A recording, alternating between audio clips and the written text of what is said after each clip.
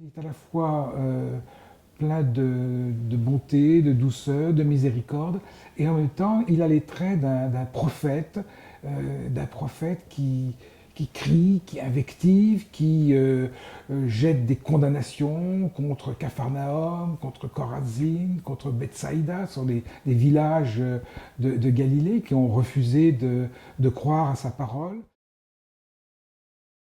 C'est sa personne.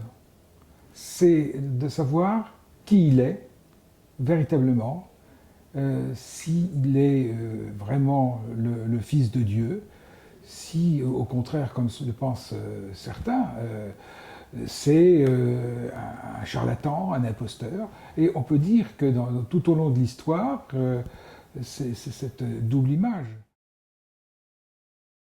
La multiplication des pains, l'eau changée en vin à Cana, et encore une fois, l'historien ne peut pas, en tant qu'historien, se prononcer sur ces fêtes, tout ça, mais il peut seulement noter que les communautés chrétiennes, les premiers chrétiens, ont gardé mémoire de ces fêtes extraordinaires. Le pire moment, c'est la Passion, bien sûr, c'est cette tragédie qui se passe à Jérusalem en avril de l'an 33. On peut très exactement le dater avec la date de la Pâque juive.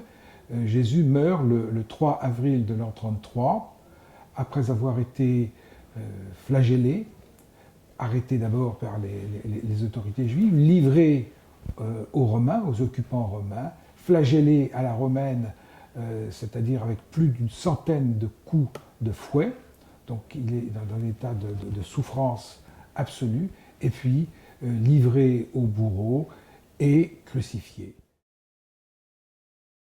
Ce qu'il veut, c'est que les hommes soient entièrement soumis à Dieu, respectueux de l'amour que Dieu leur donne. Le plus grand bonheur, c'est de faire constamment, il le dit, la volonté du Père, et d'être parfaitement unis au Père. L'évangile de Jean nous montre que Jésus est constamment tenté, tenté d'utiliser le pouvoir miraculeux qu'il a pour son propre service, pour sa propre gloire, et c'est un refus jusqu'à la fin de cette utilisation, de ce détournement de pouvoir.